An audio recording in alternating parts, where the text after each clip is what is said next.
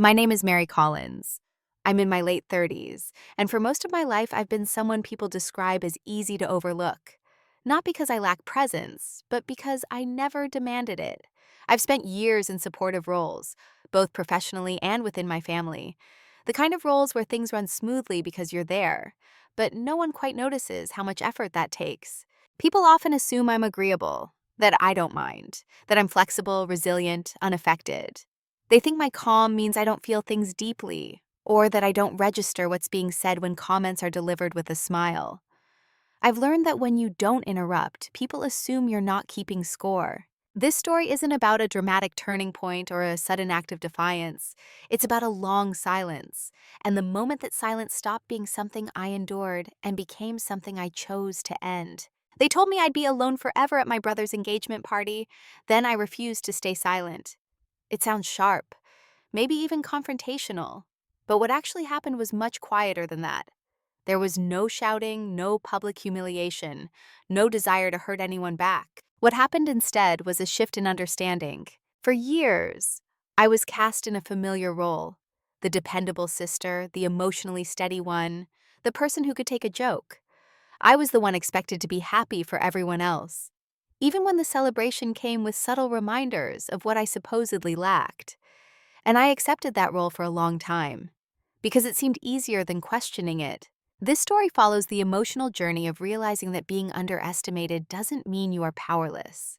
It traces the accumulation of small moments that were easy to dismiss individually, but impossible to ignore together. And it leads to a decision that didn't change the room, but changed me. I'm sharing this not to rewrite the past and not to expose anyone. I'm sharing it because there's a difference between being peaceful and being silent out of fear. And because sometimes words lose power when they're finally answered, not with anger, but with clarity. This is a story about emotional justice, not revenge, about quiet dominance, not confrontation, about what happens when you stop explaining yourself and start standing still in your truth. Before we go any further, I want to ask you something gently, no obligation to answer, even to yourself. Have you ever been underestimated so consistently that people stopped asking who you really were? To the people around me, I was predictable, dependable, the one who showed up early and stayed late, the one who remembered birthdays, smoothed over awkward moments, and filled silences when they became uncomfortable.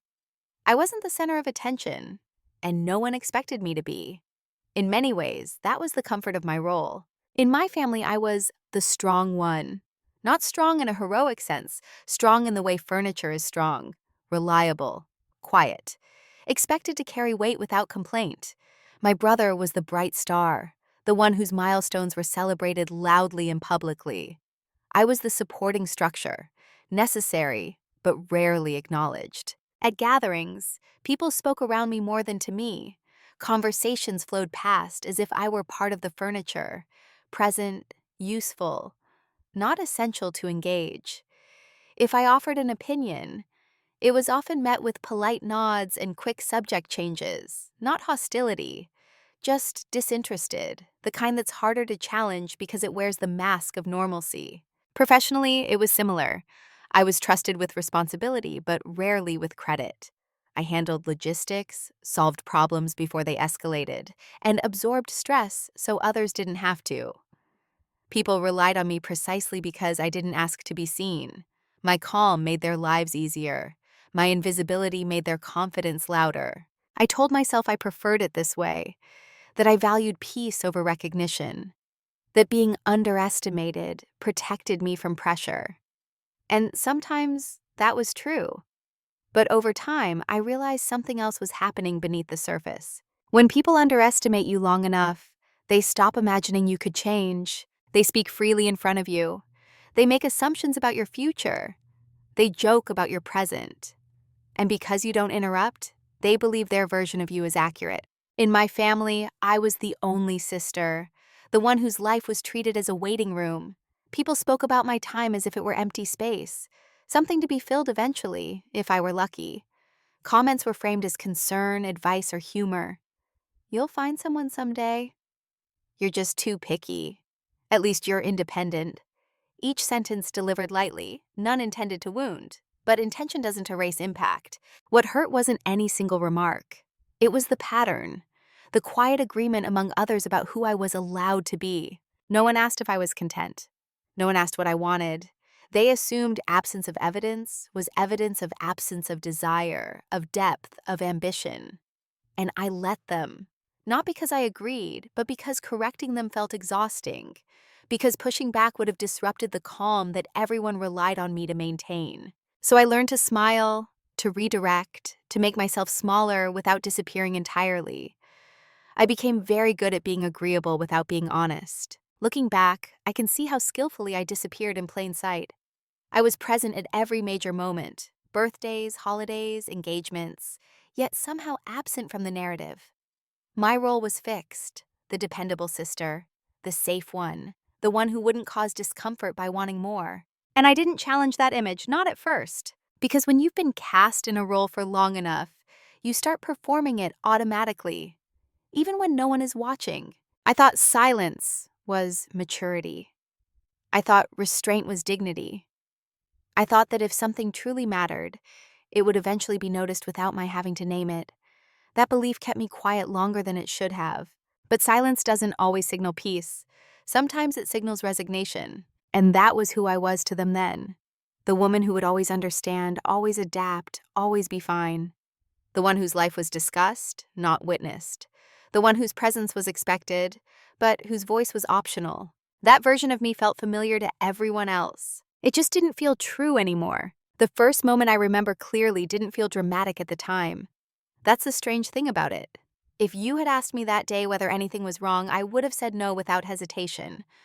I would have meant it too, because the moment itself was small, almost forgettable. It happened months before my brother's engagement party, at a casual family dinner.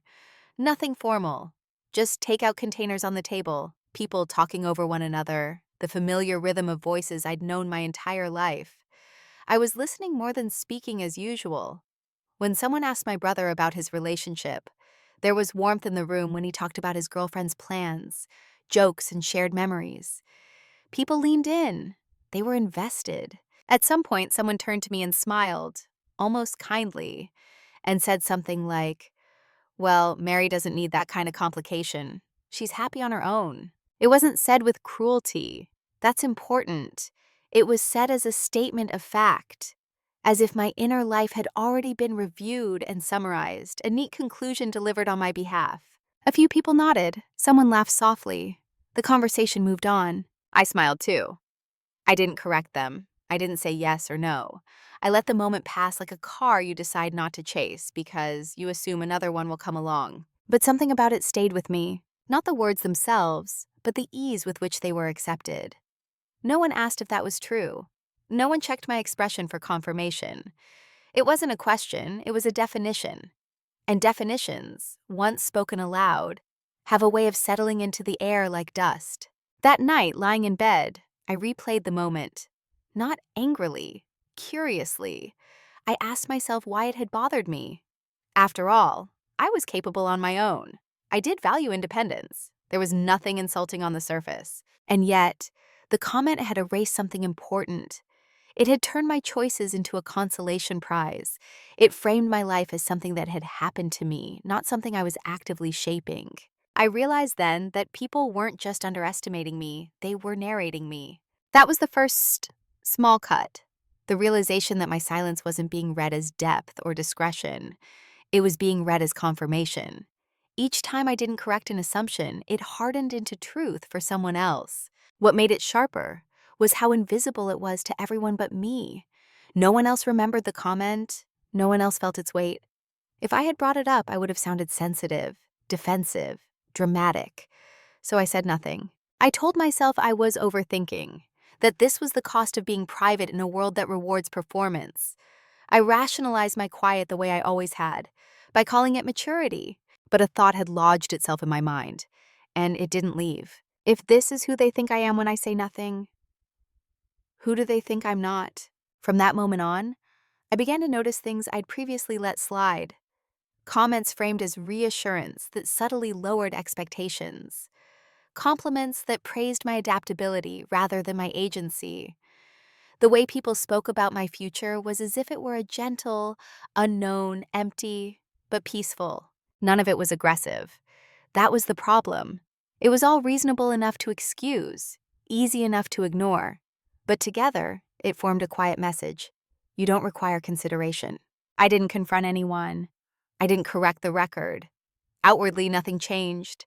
I continued to show up, to listen, to smile at the right moments. But internally, something had shifted. For the first time, I wondered whether my silence was actually protecting me, or whether it was protecting everyone else from having to update their assumptions. That question stayed with me. It didn't demand action yet, it just waited. And sometimes that's how change begins. Not with a decision, but with discomfort you can no longer explain away. Once you notice a pattern, it's impossible to unsee it. What surprised me wasn't how suddenly the dismissals appeared, but how long they'd already been there, quiet, consistent, disguised as normal interaction.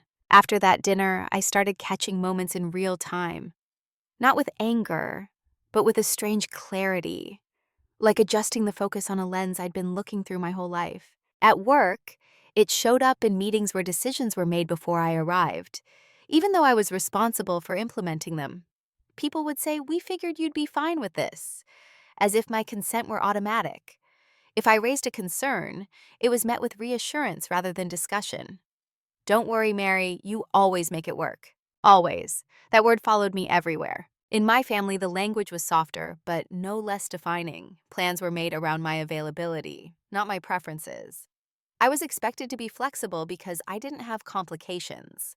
My time was treated as open space, borrowable, adjustable, endlessly elastic. If I hesitated even briefly, there was confusion, not anger, confusion, as if I'd stepped out of character. I learned to smooth that over quickly. I'd say yes, even when I meant maybe. I'd downplay my own fatigue so no one else had to feel uncomfortable. And when comments crossed a line, I reframed them for myself. They didn't mean it that way. They're just trying to help. This is easier than explaining. That last one became my favorite justification. What I didn't realize at the time was that every rationalization taught people something about me. It taught them that I would absorb impact without reflecting it back, that I would translate their carelessness into kindness on their behalf.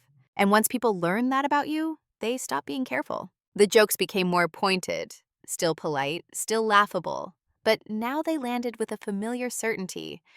You're so self-sufficient, you don't need anyone. You're lucky. You don't have to compromise. Each sentence wrapped in praise, each one quietly closing a door. I nodded. I smiled. I agreed just enough to keep the peace. On the outside, I looked calm. On the inside, I was negotiating with myself constantly. Is this worth addressing? Am I being unfair? Would speaking up even change anything? Silence became the default, not because I didn't have words, but because I was tired of defending my right to use them. There's a particular exhaustion that comes from being reasonable all the time, from meeting everyone else halfway while standing still yourself. You start to believe that asking for clarity is selfish, that discomfort is your responsibility to manage. So I normalized it. I told myself this was just how families worked, how workplaces functioned. Someone had to be the adaptable one.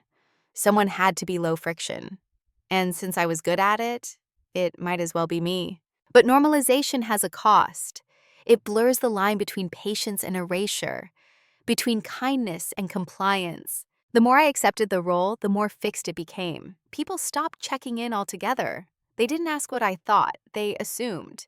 And when you live long enough inside other people's assumptions, you begin to disappear from your own decisions. I wasn't angry yet, that came later.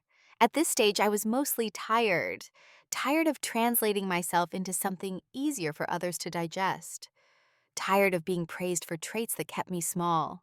And still, I stayed quiet, because speaking up felt like it would require more energy than I had, because I wasn't ready to disrupt the balance, because deep down I believed that if I just kept being steady, eventually someone would notice the weight I was carrying. That belief kept me compliant longer than any fear ever could. But compliance doesn't earn respect. It only teaches people what they can get away with. And without realizing it, I was teaching that lesson every day. There's a moment when you stop wondering why something keeps happening and start recognizing what it is. For me, that moment came quietly, without confrontation or revelation, just a steady understanding settling in. I had been assigned a role, not formally, not maliciously, but clearly. I was the reliable one, the emotional buffer, the person who would adapt so others didn't have to. In my family, that meant being the one who handled logistics, who anticipated needs, who absorbed awkwardness so no one else felt it. In professional spaces, it meant being the one who executed plans without being invited into their creation. I wasn't excluded, I was included selectively, invited for output, not for input. Once I saw it, everything made sense. The reason people were comfortable making decisions for me was that my life was discussed as if it were hypothetical. The reason no one worried about crossing a line, they assumed I'd redraw it somewhere more convenient. Roles like mine are rewarded quietly. You're praised for being easy, flexible, and understanding. You become indispensable without being influential. And the longer you perform that role well, the harder it is to step out of it without causing confusion. Because people don't see roles as choices, they see them as identities. I realized that no one was intentionally minimizing me. They were interacting with a version of me I had helped create. Every time I chose peace over clarity, I reinforced the expectation that I would continue to do so. That realization was uncomfortable. It meant I couldn't place all the responsibility outside myself. I had participated in my own invisibility, not because I lacked self-respect, but because I had been taught that asserting myself would cost more than it gave. The role came with unspoken rules. I wasn't supposed to need reassurance. I wasn't supposed to require space. I wasn't supposed to complicate the narrative. When my brother's engagement was announced, those rules tightened without anyone saying a word. Excitement filled the room. Plans began immediately. Conversations revolved around the future, venues, guest lists, timelines. Everyone had a place in the story. Except me. I was expected to be supportive, enthusiastic, available. My feelings about the announcement were assumed to be uncomplicated. Happiness for him was enough. My own life didn't need to be factored in. And I played the part perfectly. I smiled. I offered help. I made myself useful. I didn't mention the small tightening in my chest when people spoke about the next stage of life, as if it were a universal path I had somehow missed. What struck me most was not what was said, but what wasn't. No one asked how I was doing, not because they didn't care, but because my role didn't require checking. I was the stable one, the one who would be fine. That's the danger of being competent and quiet. People assume you don't need consideration. They forget that strength isn't immunity. By the time the engagement party approached, my place was clearly defined. I was part of the event, but not the focus. A supporting character in someone else's milestone. And I understood that this was how they saw me. What I hadn't understood yet was how close I was to no longer accepting it. At this point, I still believed I could carry the role without losing myself, that I could remain kind without becoming invisible. That balance, I thought, was just a matter of patience. I didn't know yet that patience, when unreciprocated, turns into permission. And permission, once granted, is rarely returned without consequence. The shift didn't happen during an argument. There was no breaking point, no raised voice, no dramatic exit. In fact, if you had been watching from the outside, you wouldn't have noticed anything at all. It happened on an ordinary afternoon, weeks before the engagement party. I was sitting alone in my apartment, sorting through paperwork I'd been postponing. Bank statements, old folders, documents I'd kept out of habit more than intention. It was the kind of task you do on autopilot, your mind drifting while your hands move. And then I came across something that stopped me. It wasn't shocking, it wasn't scandalous, it was simply clarifying. As I reviewed the details of my own life, my finances, my long-term planning, the quiet structures I'd built without fanfare, I realized something that felt both grounding and unsettling. I was far more established than anyone gave me credit for. Not just stable, intentional. I had made deliberate choices. I had declined certain paths not because I couldn't take them, but because they didn't align with what I wanted. I had invested time, money, and energy into building a life that worked for me, even if it didn't look impressive from the outside. And suddenly, the way people spoke about me felt disconnected from reality. The version of Mary they discussed, the one who was waiting, lacking, incomplete, didn't match the facts on my table. It was a story that had been told so often that it had replaced observation. That realization landed quietly, but it changed the way I held myself. For the first time, I didn't feel defensive. I didn't feel the urge to correct anyone. I felt detached, as if I had stepped back and was observing a misunderstanding that no longer required my emotional involvement. I saw then that my silence had been interpreted as agreement, but agreement was no longer necessary. I didn't need to be understood to be secure. That afternoon, I made a decision. Not an action, just a decision. I stopped mentally preparing explanations I was never asked to give. I stopped rehearsing responses to comments that hadn't yet been made. I stopped shrinking my internal world to fit someone else's assumptions. Nothing external changed that day. I still answered messages.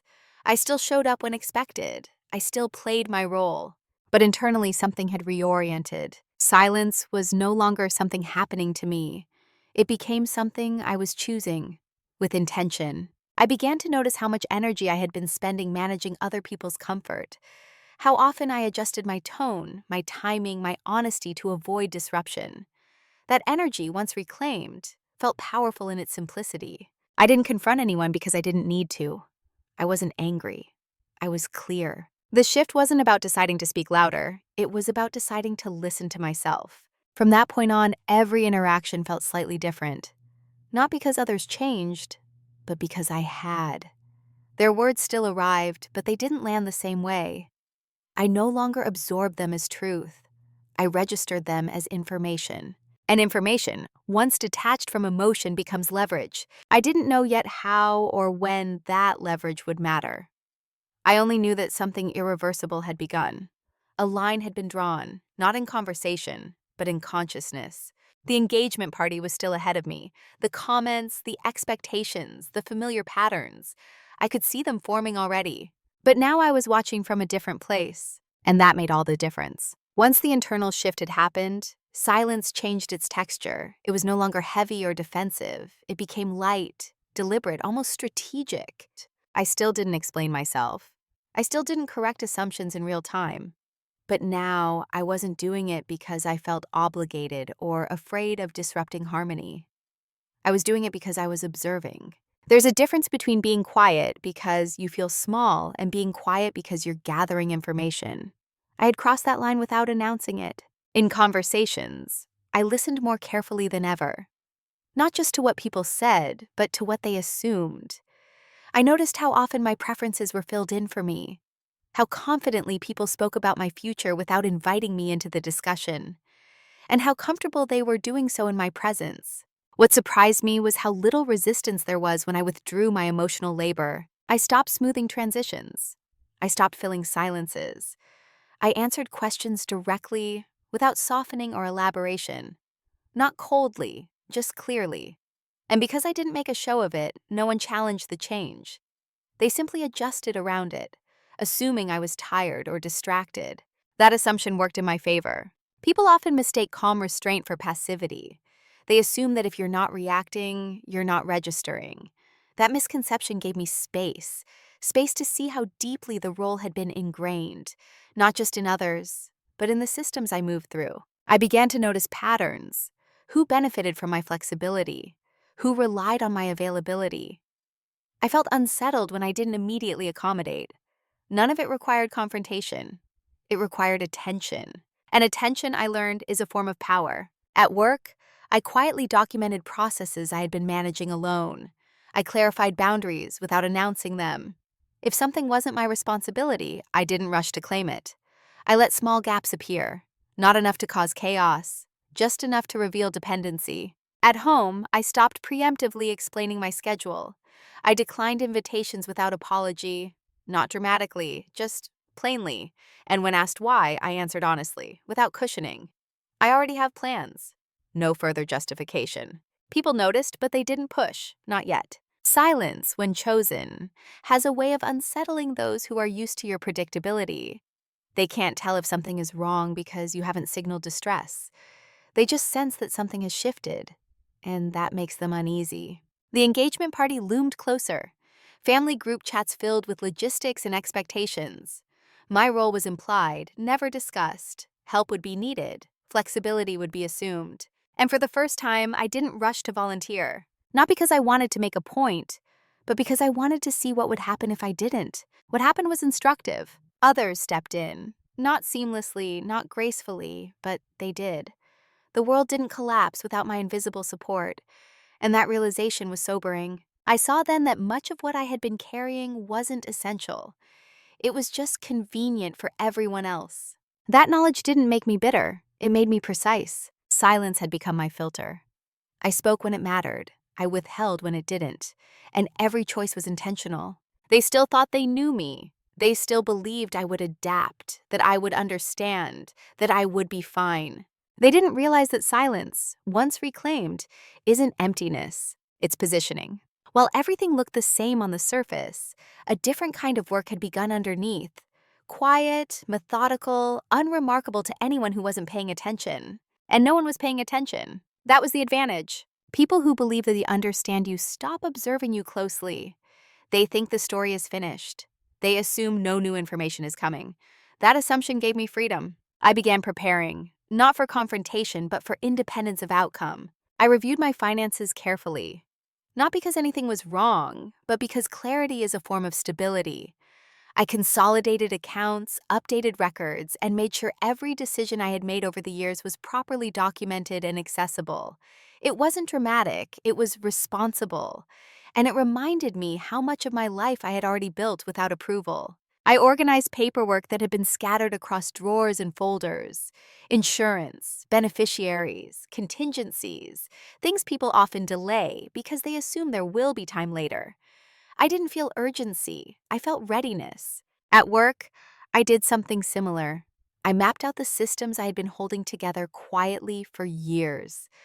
I noted where my input was critical, where it was simply habitual, and where it was unnecessary.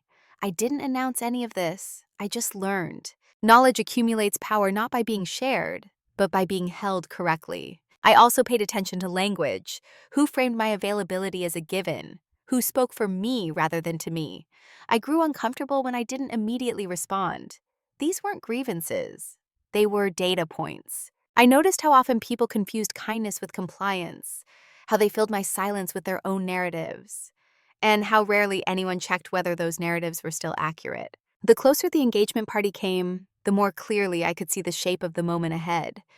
I didn't know exactly what would be said, but I knew the tone: light, public, framed as humor or concern, safe enough that no one would expect resistance. That predictability was important. I didn't rehearse responses, I didn't plan a speech, I didn't imagine vindication. I simply made sure that whatever happened, I wouldn't be reacting from a place of uncertainty. Preparation doesn't always look like action. Sometimes it looks like removing your own dependence on outcomes. I also made one small personal adjustment that no one noticed. I stopped seeking emotional validation from spaces that had never offered it consistently. I redirected that energy inward and outward, selectively, toward friendships that didn't require translation, toward interests that didn't need justification. That shift alone changed my posture. By the time the party arrived, I wasn't hoping for respect. I wasn't bracing for an insult. I wasn't waiting to be seen. I was complete regardless. They never noticed the preparations because they weren't looking for change. They were looking for continuity, for me to show up as expected, say the right things, and absorb the familiar jokes. And in a way, I did show up as expected, just not in the way they thought. Because while they were focused on celebrating a future they understood, I was standing calmly inside a present they had never bothered to learn. The reveal wasn't a discovery in the traditional sense. There was no secret uncovered, no hidden betrayal, no dramatic truth exposed. What I found was quieter than that, and far more destabilizing. It happened when I finally allowed myself to look at my life without translating it for anyone else. I sat with the facts, not the narrative, not the assumptions, just the evidence. I had financial independence, not theoretical, real. I had professional leverage, even if it wasn't visible in titles or applause. I had relationships built on mutual respect, not obligation. I had options, more than I'd ever admitted to myself. And suddenly I understood the real imbalance. The power dynamic had never been about my supposed lack. It had been about their comfort. My silence had made it easier for others to feel secure in their own choices. My adaptability had smoothed over their doubts. My willingness to be fine had allowed them to avoid questioning whether their comments, their expectations, their jokes were fair. The leverage I discovered wasn't something new I had gained. It was something I had always had, but never needed to use. I realized that nothing about my life required approval from the people who spoke most confidently about it. Their opinions didn't fund me, their assumptions didn't sustain me, their expectations didn't define my future. That clarity stripped their words of weight. For the first time, I understood why I had never truly felt the urge to defend myself. Defense implies vulnerability. What I felt now was stability. The engagement party was approaching fast. I could picture the room already. The warmth, the toasts, the casual remarks framed as humor. I knew there would be a moment. Not because I was hoping for one, but because patterns repeat when uninterrupted. And in that moment, I would have a choice. Not whether to explode or stay quiet, but whether to remain invisible or to be precise. The private reveal wasn't about preparing to speak. It was about knowing that if I did, I wouldn't be asking for space. I would be taking it. There was no satisfaction in this realization. No rush, just calm. The kind that comes when you understand that the ground under your feet is solid, regardless of who's standing with you. I didn't rehearse what I might say. I didn't need to. Because leverage doesn't require performance. It requires certainty. And for the first time, I had it. The decision didn't arrive as a dramatic crossroads. There was no internal debate raging late into the night. No list of pros and cons scribbled on paper. By the time I reached the moment of choice, most of the deciding had already been done. What remained was commitment. The engagement party was the setting, but it wasn't the reason. The reason was simpler. I could no longer allow other people's assumptions to stand unchallenged, not because they hurt me, but because they limited me. There were several options available to me. I could maintain silence and let the familiar narrative continue. I could correct the record gently, privately, afterward. I could deflect with humor and keep the peace. All of those paths were open, and all of them would have preserved comfort for everyone but me. The irreversible option was different. It wasn't loud. It wasn't cruel. It didn't involve exposing anyone or embarrassing them. It simply involved refusing to participate in my own minimization. I decided that if a moment arose where my life was summarized incorrectly, especially in public, I would respond. Not emotionally, not defensively, just accurately. That was the line I drew. The risk wasn't conflict. The risk was disruption. People don't like it when a story that they've been telling themselves is corrected mid-sentence, especially when they believed it was harmless. But I also understood something else. If I didn't speak then, I never would. Not because I couldn't, but because the longer silence continues, the harder it becomes to interrupt without sounding reactive. This wasn't about reclaiming dignity in one evening. It was about ending a pattern. I didn't expect applause. I didn't expect understanding. I expected discomfort. And I accepted it. That acceptance was the point of no return. When you decide that your truth doesn't need to be palatable to be valid, something shifts permanently. You stop managing reactions. You stop negotiating tone. You trust your own steadiness. I arrived at the party calm, observant, unguarded. I greeted people warmly. I congratulated my brother sincerely. Nothing about my demeanor suggested a turning point. And that's why the decision held, because it wasn't fueled by emotion. It was anchored in clarity. The moment it came, it would feel ordinary to everyone else. A passing comment, a familiar joke, the kind of thing that had always slid by unnoticed. But this time I wouldn't slide with it. Not to make a point. Just to tell the truth. And once truth is spoken without apology, it can't be taken back. What happened next didn't announce itself. There were no visible shifts, no sudden reactions, no immediate consequences. From the outside, everything appeared unchanged. That was intentional. Because before anything is felt, it is set in motion. In the weeks surrounding the engagement party, I moved quietly. Not in opposition to anyone, but in alignment with myself. I stopped offering availability by default. I didn't explain changes unless asked. And when I was asked, I answered simply. No emotional framing, no apologies disguised as politeness. At work, I formalized boundaries that had previously been informal. Responsibilities that had lived only in my head were documented and clarified. I delegated where I could, stepped back where I had been overextended, and allowed others to experience the full weight of what I had been carrying alone. No one objected. They barely noticed. That's the thing about invisible labor. Its absence is often felt before its presence is acknowledged. Financially, I finalized decisions I had been considering for months. Long-term plans were confirmed. Contingencies were secured. I removed ambiguity wherever it existed. Not because I anticipated fallout, but because certainty is a form of insulation. I also did something subtle but significant. I stopped preemptively reassuring people. When someone seemed uncertain about my choices, I didn't rush to soothe that discomfort. I let it exist, not to punish anyone, but because it wasn't mine to manage anymore. That shift unsettled some people, though they couldn't name why. Conversations lingered a beat longer. Questions were asked and then withdrawn. Familiar dynamics hesitated, like a step missing from a staircase. Still, no one confronted me. They couldn't, because nothing was wrong. I was still kind, still composed, still present. I simply wasn't compensating. And without that compensation, the imbalance began to surface. My brother and his fiancée were busy with plans, blissfully unaware of the quiet recalibration happening around them. I supported them sincerely, but on my terms. When I helped, it was because I chose to, not because it was assumed. That distinction mattered more than anyone realized. Moving in silence doesn't mean hiding. It means acting without needing validation. It means trusting that your internal alignment will eventually register externally, without forcing it. By the time the party arrived, the groundwork had been laid, not for confrontation, but for consequence, natural consequence. The kind that unfolds not because someone is punished, but because a pattern is no longer maintained. They still saw me as predictable. They had no idea I had already stepped out of the role they relied on. And when the shift finally became visible, it wouldn't be because I demanded recognition. It would be because my absence from the old pattern made itself felt. The first signs weren't dramatic. No one confronted me. No one accused me of changing. Instead, there was a subtle confusion that settled into the spaces I used to occupy so effortlessly. Things didn't flow as smoothly anymore. Messages went unanswered longer than expected.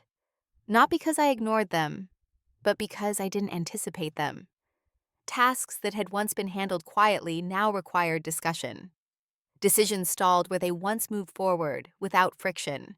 People began to feel the absence of something they had never consciously acknowledged. Me. At work, small inefficiencies surfaced.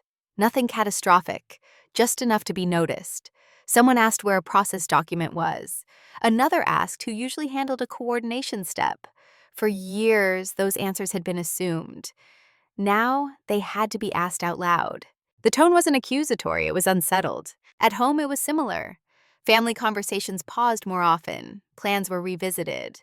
Someone would say, "Mary usually knows," and then hesitate, realizing I hadn't stepped in. I didn't rush to fill the gap, not out of spite, out of respect for myself. What surprised me was how quickly discomfort appeared once my quiet support was no longer guaranteed.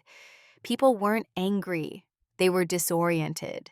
They had built systems, emotional and practical, around my consistency. When that consistency became conditional, they didn't know how to recalibrate. My brother noticed it first, though he didn't name it. He checked in more often, asked neutral questions that carried uncertainty beneath them. "Everything okay? You seem busy lately." I answered honestly, "I am," and left it there. That was enough to shift the balance. The engagement party itself came and went without incident. The moment I had anticipated, the familiar comment, the casual assumption, did happen. And when it did, I responded calmly, accurately, and without explanation. The room didn't react immediately, but something changed. After that night, the energy around me was different, not colder, more careful. People hesitated before speaking for me. Jokes softened. Assumptions were phrased as questions. They were beginning to realize that something they relied on had been withdrawn. Not maliciously, but permanently. Consequences don't always arrive with noise. Sometimes they arrive as an effort. And for the first time, others were having to make some. Once people sense a shift they don't understand, their first instinct is to restore what felt familiar.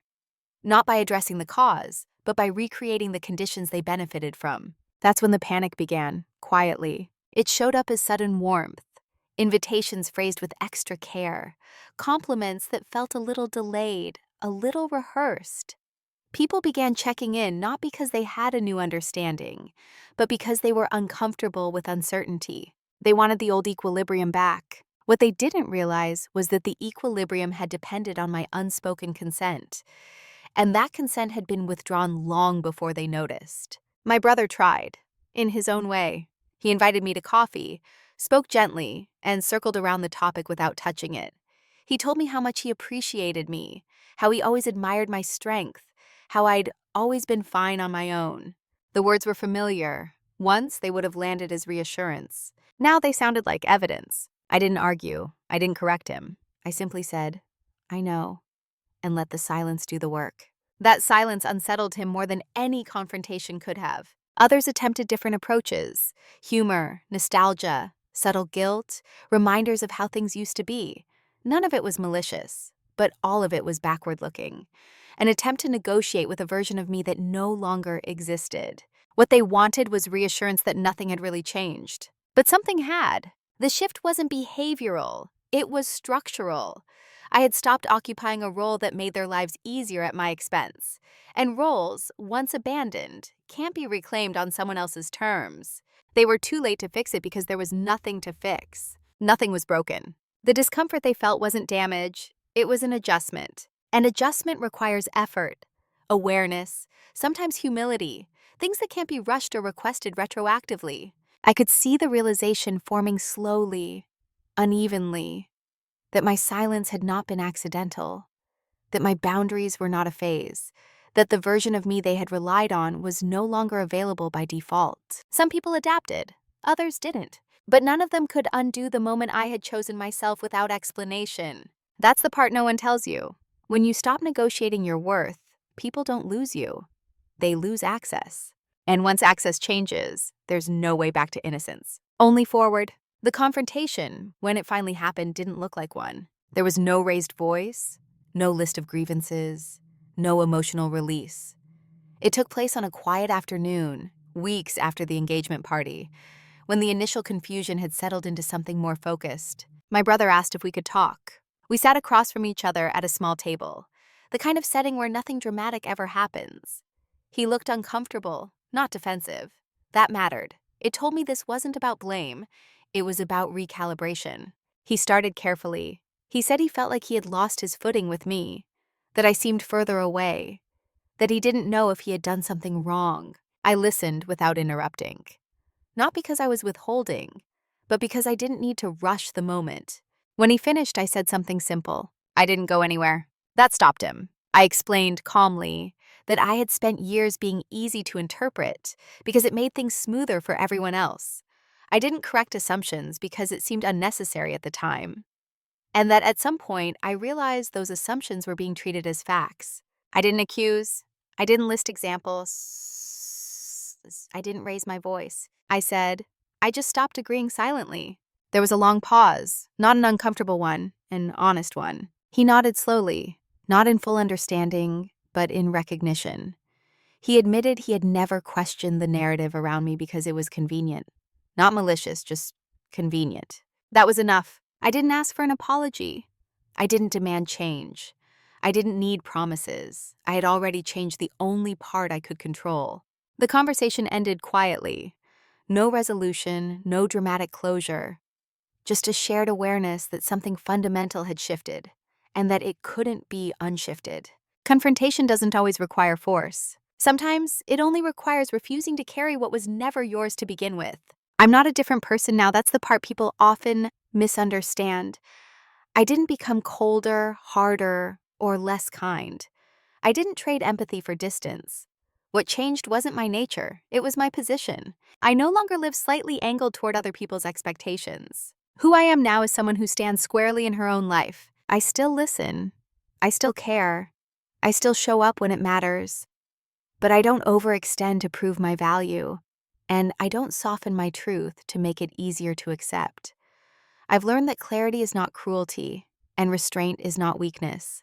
The role I once occupied, reliable, adaptable, invisible, no longer fits me. Not because it was false, but because it was incomplete. I had been performing only the parts of myself that caused the least friction. Now, I allow the rest to exist without explanation. People interact with me differently, more carefully, more directly. Some relationships grew quieter, others grew stronger. A few fell away entirely. None of that felt like loss. It felt like alignment. I no longer rush to correct misunderstandings unless they matter. I don't feel silence unless I choose to. I don't carry emotional weight that belongs to someone else. And when assumptions are made about me now, they're met not with discomfort, but with calm correction, or no correction at all. That's power people don't see coming. Because it doesn't announce itself, it doesn't demand attention, it doesn't need witnesses. It's the power of being internally settled. I understand now that being underestimated isn't an insult, it's information. It tells you how little people are actually paying attention. And once you know that, you stop trying to perform for their understanding. I don't feel bitterness toward the past version of myself. She did what she needed to do to survive and stay connected, but she was operating on borrowed definitions. I'm not anymore. Who I am now is someone who chooses when to speak, when to act, and when to remain still. Someone who understands that silence, when it's chosen, can be louder than explanation. And most importantly, someone who no longer waits to be seen in order to exist fully. There's a quiet myth we're taught early on that if we're patient enough, kind enough, understanding enough, people will eventually see us clearly. That our intentions will translate on their own. That silence, if it's graceful, will be rewarded with respect. What I've learned is simpler and harder to accept. People don't respond to who you are. They respond to who you consistently allow yourself to be in their presence. For a long time, I allowed myself to be interpreted instead of expressed. I allowed assumptions to stand because challenging them felt disruptive. I believed that harmony was proof of maturity, even when it came at the cost of my own clarity. But harmony that depends on your self-erasure isn't peace. It's compliance wearing a polite face. This story was never about my brother's engagement party. That was just the moment when the pattern became visible. The real shift happened much earlier, when I realized that words lose power when they're finally answered. Not with volume, not with emotion, but with alignment. I didn't need to convince anyone of my worth. I needed to stop negotiating it internally. That's the moral I carry forward now. You don't owe people access just because they're familiar. You don't owe silence just because speaking might make things uncomfortable. And you don't owe an explanation for a life that already stands on its own. Quiet dominance isn't about winning. It's about no longer participating in stories that shrink you. If there's one thing I hope stays with you after listening to this, it's this. When you stop performing the version of yourself that keeps others comfortable, the right people don't leave, they adjust. And the ones who can't, they were never relating to you in the first place. Before we end, I want to leave you with a single question, one that doesn't require an answer right away, or even out loud. Where in your life have you been silent? Not because you had nothing to say, but because you were taught it was easier to stay understood than to be accurate. If this story resonated with you, I'd love to read your thoughts in the comments. Not explanations, not defenses, just truth. That's where real conversation begins.